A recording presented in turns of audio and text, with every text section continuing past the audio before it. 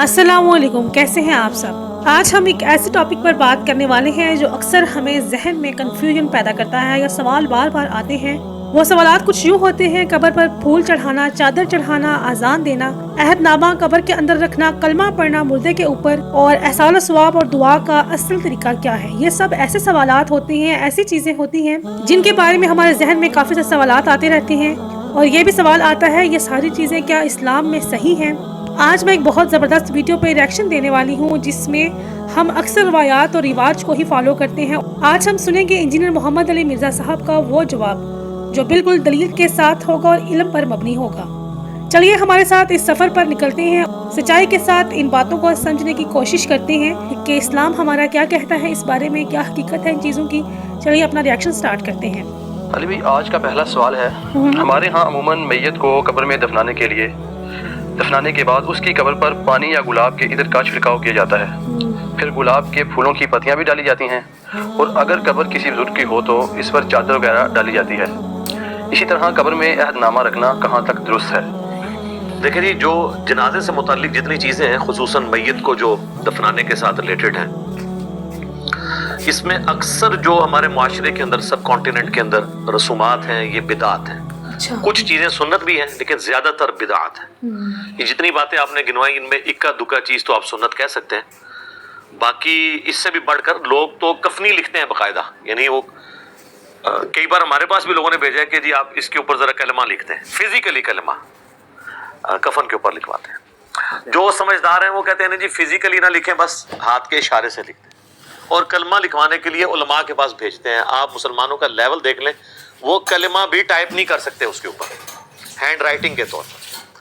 इसी तरीके से बाद लोग हज और उम्रे के लिए जब मक्का शरीफ जाते हैं, वहाँ से जमजम के अंदर भिगो के ले आते हैं कफन को।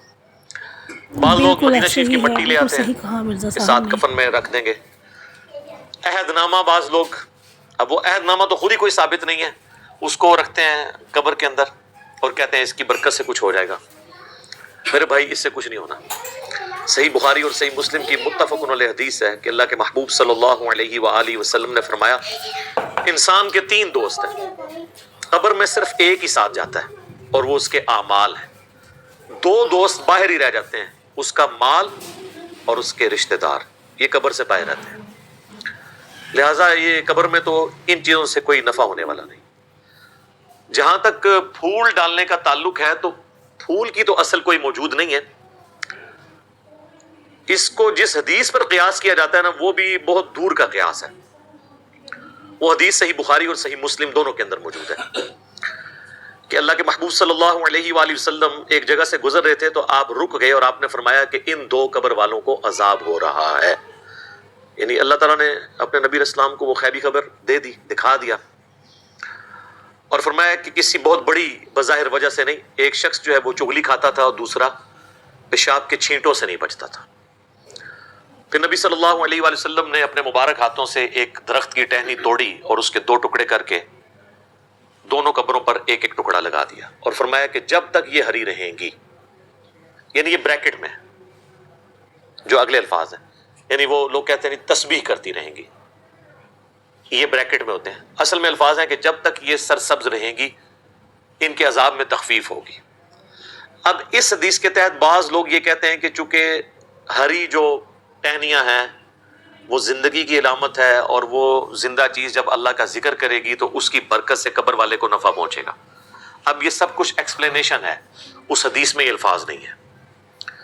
और इस एक्सप्लेनेशन के साथ आप इख्तलाफ भी कर सकते हैं। उसकी वजह यह है कि चीज कोई हरी हो या सूख जाए, दोनों हालतों में अल्लाह का जिक्र करती है। सूरह बनी इसराइल में आना कि कोई ऐसी चीज नहीं है जो अल्लाह की हम्द के साथ उसकी तस्बीह ना करती हो, मगर ये कि तुम उसकी तस्बीहात को समझ नहीं सकते।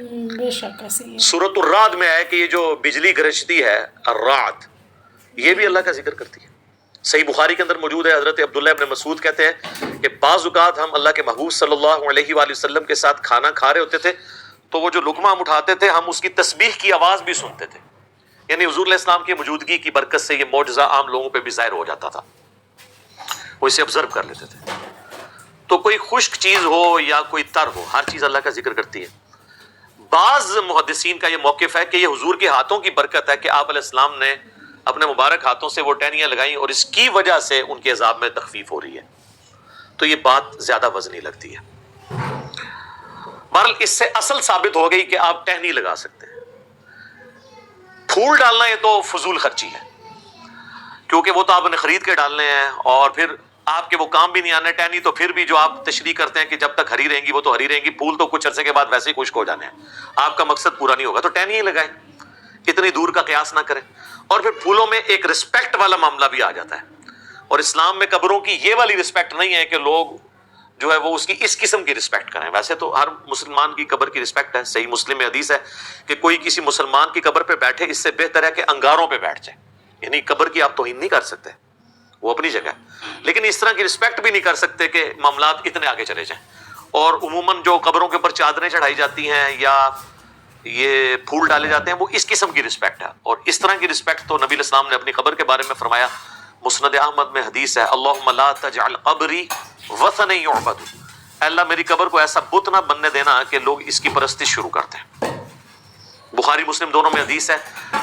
اما عائشہ کہتی ہیں کہ نبی علیہ السلام کی بیماری کے دن چل رہے تھے, آخری وقت آپ کا قریب تھا, اور آپ بار بار اپنے چہرے مبارک سے چادر ہٹاتے تھے تکلیف کی وجہ سے, اور کہتے تھے لعن اللہ الیہود والنصارى اتخذوا قبور انبیائہم مساجدا, اللہ کی لعنت ہو یہود و نصارہ پر, انہوں نے اپنے نبیوں کی قبروں کو سجدہ گاہ بنا لیا تھا.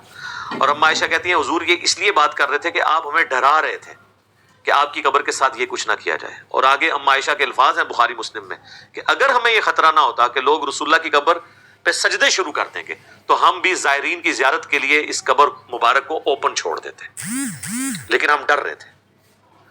تو اس طرح کی رسپیکٹ نہ ہو کہ جس میں معاملات بہت آگے چلے جائیں. باقی یہ درست ہے کہ آپ ٹہنی لگا سکتے ہیں اور یہ سنت مبارکہ ہے, اور حضور کی میں تو سمجھتا ہوں ہاتھوں کی برکت ہے. اس کو سپورٹیو حدیث بھی ہے بخاری اور مسلم دونوں میں. ایک حبشی عورت تھی جو مسجد نبی کی صفائی کرتی تھی, اچانک فوت ہو گئی. صحابہ کرام نے رات کے وقت جنازہ پڑھ کے اسے دفنا دیا. نبی علیہ السلام نے کچھ دنوں کے بعد پوچھا کہ وہ عورت کدھر ہے, تو بتایا گیا یا رسول اللہ وہ تو فوت ہو گئی تھی. آپ نے فرمایا تم نے مجھے کیوں نہیں بتایا, میں بھی اس کا جنازہ پڑھتا. پھر آپ نے فرمایا مجھے اس کی قبر پہ لے جاؤ. حضور علیہ السلام قبر پہ لے گئے. حضور علیہ السلام کو صحابہ تو سمجھ رہے تھے کہ یہ تو عام سی عورت ہے, اس کی کیا امپورٹنس ہوگی, لیکن حضور علیہ السلام کے لیے تو جو دین کی خدمت کرنے والے لوگ ہیں ان کی امپورٹنس زیادہ ہے, چاہے وہ کچھ بھی ہو دنیاوی اسٹیٹس کے اعتبار سے. پھر نبی علیہ السلام نے اس کی قبر پہ جا کے جنازہ پڑھا, اور جب آپ واپس پلٹے تو یہ حدیث بخاری مسلم دونوں میں. مسلم کے آگے الفاظ ہیں, آپ نے فرمایا یہ قبریں اندھیروں میں ڈوبی ہوئی تھی, اللہ نے میرے جنازہ پڑھنے کی برکت سے انہیں نور سے بھر دیا ہے.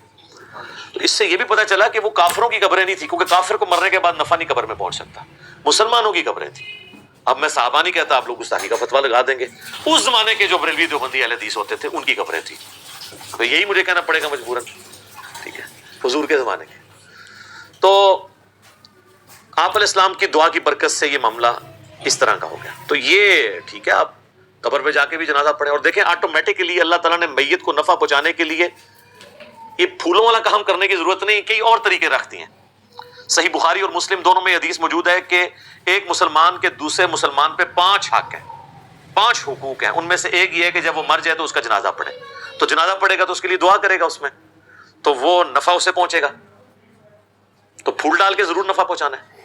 پھر سنن ابی داؤد میں حدیث ہے جب اپنے بھائی کو دفنا چکو تو اس کی قبر پر کھڑے ہو کر دعا کرو, قبر کے اندر جو سوالات ہیں ان کے جوابات میں استقامت کے لیے, یہ بھی اس کے لیے نفع ہے. پھر اس کے بعد بھی جب آپ کبھی قبر پہ جائیں تو صحیح مسلم میں موجود ہے آپ نے قبرستان والوں کے لیے دعا کرنی ہے, السلام علیکم اہل الدیار من المؤمنین والمسلمین وانا ان شاء اللہ بکم للاحقون نسأل اللہ لنا ولکم العافیہ. اے جو مسلمان مومنین اور مسلمین یہاں پہ جتنے بھی لوگ دفن ہو, تم پر سلامتی ہو.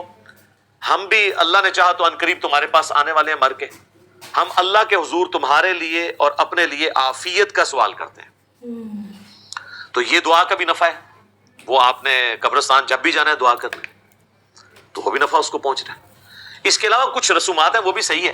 جس طرح صحیح مسلم میں حدیث ہے کہ حضرت عمر بن عاص کی جب موت کا وقت قریب آیا تو بڑی لمبی وہ حدیث ہے, وہ یوٹیوب پہ میرا کلپ بھی ہے, عمر بن عاص کی موت. تو اس میں وہ کافی دردناک حدیث ہے. اس کے اینڈ پہ الفاظ ہیں جب میں مر جاؤں تو میری میت کے ساتھ کوئی نوحہ کرنے والی عورت نہیں لے کے جانی ساتھ، نہ کوئی آگ لے کے جانی ہے، اور جب مجھے دفنا چکو تو میری قبر پر پانی چھڑک دینا۔ تو اس سے پتہ چلا کہ قبر پہ پانی چھڑکنا سنت ہے، سنت ہے۔ اور میری قبر پہ اتنی دیر بیٹھے رہنا، یعنی اس کے اوپر نہیں، یعنی مراد اس کے سائیڈ پہ، جتنی دیر اونٹ کو نہر کر کے، اونٹ کو نہر کرنے کے بعد اس کا گوشت تقسیم کیا جاتا ہے، یعنی آلموسٹ 2.5-3 گھنٹے، تاکہ میں اپنے قبر کے ساتھ مانوس ہو جاؤں اور سوالات کے جوابات میں مجھے استقامت نصیب ہو۔ تو قبر پہ بیٹھنا اتنی دیر، تو یہ سنت ہے، یعنی ظاہر ہے سنت اس اعتبار سے ایک صحابی تعلیم کر رہے ہیں۔ تو پانی کا چھڑکاؤ کرنا بھی سنت ہو گیا، جنازے کی دعا بھی سنت ہو گئی، قبرستان کی دعا بھی سنت ہو گئی۔ اور سورۃ الحشر میں تو اللہ تعالیٰ نے کیٹاگوریکلی فرمایا ربنا اغفر لنا ولاخواننا الذین سبقونا بالایمان، اہل ایمان کی نشانی ہے کہ وہ اپنے سے اگلے جو لوگ گزر چکے، مر چکے، ان کے لیے دعا کرتے ہیں۔ تو وہ تو ہم عام دعاؤں میں بھی ہمارا حصہ ان تک پہنچتا رہتا ہے، وہ ہم نے دعا کرنی ہے ہر صورت میں۔ باقی اللہ کی مرضی ہے، وہ دعا کو قبول کرے۔ صحیح مسلم میں حدیث ہے کہ جس مسلمان کے جنازے میں 40 ایسے مسلمان شریک ہو جائیں جو شرک نہ کرتے ہوں، تو اللہ تعالیٰ ان کی شفاعت اس مردے کے حق میں قبول کر لے گا۔ اب یہ اللہ کی مرضی ہے، قبول کرے یا نہ کرے۔ بخاری مسلم دونوں میں حدیث ہے کہ عبداللہ ابن ابی جب مرا ہے، حضور علیہ السلام نے اپنا کرتا مبارک کفن کے طور پہ اسے دیا، چونکہ اس کا بیٹا صحابی تھا، نبی علیہ السلام کے اخلاقیات تھے۔ اپنے مبارک ہاتھوں سے اسے قبر میں اتارا، جنازہ پڑھایا، اپنا تھوک مبارک اس کے منہ میں ٹپکایا، لیکن اینڈ رزلٹ یہ ہوا کہ سورہ توبہ میں آیات نازل ہوئی کہ آپ 70 دفعہ بھی ان کے لیے مغفرت کی دعا کریں، ہم قبول نہیں کریں گے، اور آئندہ نہ تو آپ نے ان کا جنازہ پڑھنا ہے اور نہ کسی کی اس طرح کے بندے کی قبر پہ آپ نے کھڑے ہونا ہے۔ تو وہ اللہ کی مرضی کسی کو نفع پہنچائے یا نہ پہنچائے، اس طرح دعا زبردستی کے ساتھ نہیں کر سکتے۔ بخاری مسلم دونوں میں حدیث ہے، نبی علیہ السلام کا ایک غلام تھا مدعم، جو آپ علیہ السلام کہ اونٹ کا کجاوا کسا کرتا تھا، سفر و حضر میں آپ کو وضو کرواتا تھا، آپ کے ساتھ ایک اٹیچ تھا۔ جب مر گیا خیبر کے موقع پر ایک نامعلوم تیر اسے لگا، کوئی دشمنوں کی طرف سے تیر آیا تو لگ گیا، وہ شہید ہو گیا۔ تو صحابہ نے کہا کہ ہم تو اس کو جنت کی بشارت دیتے ہیں، کتنا خوش نصیب ہے یہ۔ تو نبی علیہ السلام فرمایا تم اس کی جنت کی بات کر رہے ہو، اور مجھے اللہ نے دکھایا کہ اس نے مال غنیمت سے صرف ایک چادر چوری کی تھی جو آگ کی اس کے اوپر ڈال دی گئی ہے۔ اب دیکھیں، یعنی اس سے آپ کو پتہ چل گیا صحابہ کرام کو وہ چادر نظر نہیں آئی، تو آپ کے باپوں کو کسی کی آخرت کیسے پتہ چل سکتی ہے؟ کشف القبور اور وہ پتہ نہیں کیا کیا کلیم کرتے ہیں۔ تو حدیث کے الفاظ ہیں، بعض اصحاب نے اگر کوئی ایک رسی بھی یہ سمجھ کے اٹھائی تھی کہ اس کی تو مال غنیمت میں اتنی ورت نہیں ہے، وہ اپنے گھر میں گئے اور واپس لا کے وہ مال غنیمت میں جمع کی کہ کہیں یہ رسی نہ آگ کی بن کے ہمارے اوپر آ جائے۔ تو اس سے اندازہ کریں کہ نبی علیہ السلام کی صحبت میں رہنے والے اگر کسی شخص سے بھی کوئی معاملہ مس ہینڈل ہوا ہے تو اللہ تعالیٰ نے تو اس کا لحاظ نہیں کیا۔ آپ لا کہتے رہیں جو کچھ بھی ہیں تیرے محبوب کی امت سے ہیں، جو محبوب کے ساتھ ڈائریکٹ اٹیچ تھے نا، ان کو بھی اپنے کیے ہوئے اعمال کا انجام بھگتنا پڑا ہے۔ باقی اللہ کی مرضی کسی کے حق میں دعا قبول کر لے، تو وہ اس قسم کی جو رسومات ہیں وہ دعاؤں کی شکل میں جتنے معاملات ہیں وہ تو ٹھیک ہیں۔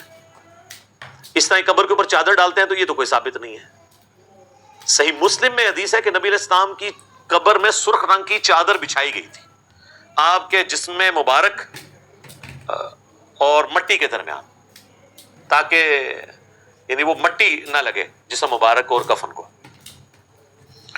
تو وہ یہ جو انہوں نے ایک عقیدہ گھڑا ہوا ہے نا المحنت کے اندر، دیوبندیوں نے، بریلوی بھی مانتے ہیں کہ وہ حصہ زمین جو حضور کے ساتھ ٹچ کیے ہوئے ہے، سر کوئی حصہ زمین ٹچ نہیں کیا، وہ بیچ میں سرخ چادر ہے اور اس کے بعد کفن بھی ہے۔ تو آندہ وہ کہا کریں کہ وہ سرخ چادر اور وہ سفید کفن جو حضور کے ساتھ ٹچ ہوا ہوا ہے، اس کے بارے میں بھی کچھ چیز بنائے ہیں۔ ہم تو انجین نہیں کریں گے، میں اس پہ بھی ایک ڈیٹیل ویڈیو بناؤں گا کچھ عرصہ صبر کرنے کے بعد انشاءاللہ تعالی، جب انہیں دیا ہوا جو ایک اللہ کی طرف سے ایک سمجھ لیں زخم خشک ہونے لگے گا، تو پھر دوبارہ سے ہم انشاءاللہ تعالی ان کے بزرگوں کے عقائد کی انجینئرنگ کریں گے قرآن و سنت کی روشنی میں۔ تو قبر کے اندر آپ چٹائی بچھا سکتے ہیں، یعنی اس کو میت کو مٹی سے بچانے کے لیے، یہ بالکل درست ہے۔ اور قبر کے اوپر پانی چھڑکنا مٹی کے بعد ڈالنے کے بعد، یہ بالکل درست ہے۔ اور میرا خیال نہیں ہے کہ اس میں آپ کو کوئی عطر وغیرہ کی بوتل ضائع کرنے کی ضرورت ہے، اس لیول پہ جانے کی ضرورت نہیں ہے۔ پھولوں کا جہاں تک معاملہ ہے وہ تو کوئی اس طریقے سے ثابت نہیں ہے. اب وہ جس طریقے سے قیاس کر رہے ہیں تو وہ پھر قیاس ملٹیپلائی ہوتا جائے گا, اور مجھے اس کی کوئی لاجک سمجھ نہیں آتی, کیونکہ اس میں فضول خرچی والا عنصر بھی اور قبر کی ایک ضرورت سے زیادہ تعظیم والا معاملہ بھی آ جاتا ہے, جو اس میں فٹ نہیں بیٹھتا.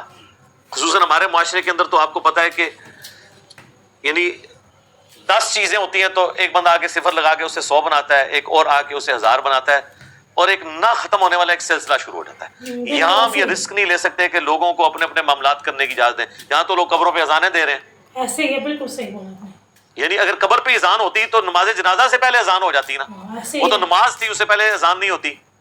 جب نماز جنازہ سے پہلے اذان نہیں ہے تو قبر کے اوپر اذان کہاں سے؟ پھر میت کے ساتھ جاتے ہوئے وہ لا الہ الا اللہ اونچی آواز میں پڑھتے ہیں. آپ اگر کہہ دیں کہ یہ ثابت کیوں کہتے ہیں, آپ کلمے کو نہیں مانتے. ٹھیک ہے, آپ دیکھیں کہ کس کس قسم کی چیزیں ساتھ جوڑی ہوئی ہیں. بھئی اگر اسی چیز کے طریقے سے چیزوں کو منوانا ہے تو پھر کل کو ہم کہیں گے کہ آپ جنازے کی اذان اور عید کی اذان شروع کریں, تو یہ کہیں گے نبی علیہ السلام نے نہیں دی ہے, ثابت نہیں ہے. تو آپ کہیں پھر ہم ان کو پھر یہ کہیں گے کہ پھر آپ تو اذان کو ہی نہیں مانتے. تو یہ کیا کہیں گے کہ ہم مانتے ہیں لیکن جدھر ہے وہاں مانتے ہیں نا. تو سر ہم بھی وہیں پہ اذان مانتے ہیں جہاں پہ ہے, اور پھر بلکہ وہ انگلی رکھ کے وہ فقہ حنفی کی کتابوں میں دیوبند اور بریلوی دونوں کے بزرگوں نے لکھا ہوا ہے کہ آپ انگلی رکھ کے تلقین کریں. وہ جو ڈاکٹر تعلق قادری صاحب کی ویڈیو بھی آئی تھی کہ پڑھ بیٹا, طاہر بیٹا پڑھ, پھر وہ کہہ رہے ہیں کہ آپ لوگ دور ہو جائیں, فرشتے آنے والے ہیں یہاں پہ. ٹھیک ہے نا جی. تو بس اس طرح سے چیزیں ان لوگوں نے بنا دی ہیں. اب کیا کیا جائے؟ اس طریقے سے کسی کو کوئی نفع نہیں پہنچایا جا سکتا زبردستی دھونس کے ساتھ. میت کے لیے دعا کریں. صحیح مسلم میں حدیث ہے کہ مرے ہوئے شخص کو, میت کو صرف 3 چیزوں کا ثواب پہنچتا ہے. نمبر 1 صدقہ جاریہ, اس نے اپنی زندگی میں کوئی ایسا کام کیا جو بعد میں بھی جاری ہے. کسی نے کوئی مسجد میں پنکھا لگوا دیا, کوئی چٹائی بچھا دی, اور وہ بعد میں بھی لوگ اس سے نفع اٹھاتے ہیں. قرآن ترجمے والے رکھوا دیے مسجد کے اندر. دوسرا فرمایا علم کی بات, جیسے امام بخاری نے صحیح بخاری لکھی, امام مسلم نے صحیح مسلم. قیامت تک لوگ اس علم سے نفع حاصل کریں گے تو امام بخاری امام مسلم کا آٹومیٹکلی ثواب مل رہا ہے. اور تیسرا فرمایا نیک اولاد جو اس کے لیے دعا کرتی ہے اس کا بھی ثواب ملے گا. صدقہ اور خیرات کا بھی ثواب ملتا ہے. وہ سنن نسائی میں حدیث ہے. ایک پورا ایک ٹاپک ہے, میں نے اس کے اوپر ایک ڈیٹیل لیکچر ریکارڈ کروا دیا ہے, اصال ثواب کے 10 طریقے, جس میں نے بتایا کہ اس طریقے سے آپ میت کو نفع پہنچا سکتے ہیں. اس میں میرے بھائی یہ پھولوں والا معاملہ کہیں پہ نہیں آتا. اس کے ساتھ جتنی جڑی ہوئی چیزیں وہ جان بوجھ کے میں ڈسکس کر دیتا ہوں تاکہ معاشرے کے اندر جو بدعات ہے نا وہ کلیریفائی ہو جائے. ادروائز تو جس کا جو دل کرتا ہے نا وہ اس کے ساتھ. ابھی تو بلکہ ایک اگلی بدعت بھی شروع ہو چکی ہے. اب تو میت گھر میں رکھی ہوتی ہے نا, وہاں پہ بھی لوگ اس کے گرد دائرہ بنا کے تو کلمہ پڑھنا شروع کر دیتے ہیں. اور بعض اوقات اس شخص کی میت کے اوپر کلمہ اور قرآن پڑھ رہے ہوتے ہیں جس نے پوری زندگی قرآن کھول کے خود نہیں دیکھا ہوتا.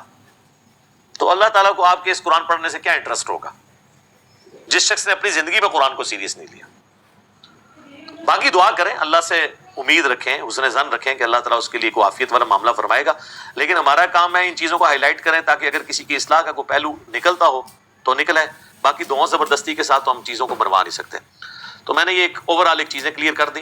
تو اس کا اینڈ رزلٹ بالکل یہ ہے کہ پھول ڈالنا ثابت نہیں ہے, ٹہنی لگانا ثابت ہے, پانی کا چھڑکاؤ کرنا ثابت ہے قبر کے اوپر, اور قبر پہ کھڑے ہو کے دعا کرنا ثابت ہے, قبرستان جاتے ہوئے دعا کرنا ثابت ہے.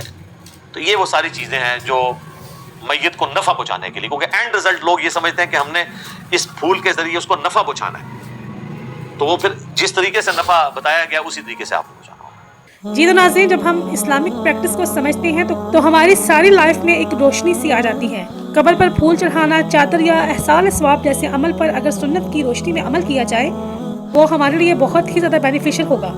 لیکن اگر ہم ان چیزوں کو بس روایات اور رواج کو ہی فالو کرتے رہیں گے تو اس کا ہمارے دین سے کوئی تعلق نہیں. ان چیزوں کے چکر میں ہم اپنے اعمال بھی ضائع کر لیں گے اور اپنی آخرت بھی برباد کریں گے. اگر آپ کو آج کی باتیں سمجھ آئی ہوں تو آپ لوگوں نے اس ویڈیو کو لائک بھی کرنا ہے اور اپنی دعاؤں میں ہمیں بھی یاد رکھنا ہے, اور اس سچائی کو اپنے دوستوں کے ساتھ لازمی شیئر کیجیے گا. آج کی ویڈیو صرف یہیں تک. کل ملتے ہیں ایک نئی ویڈیو میں ایک نئے ریئیکشن کے ساتھ. اپنا بہت خیال رکھیے گا. اللہ نگہبان.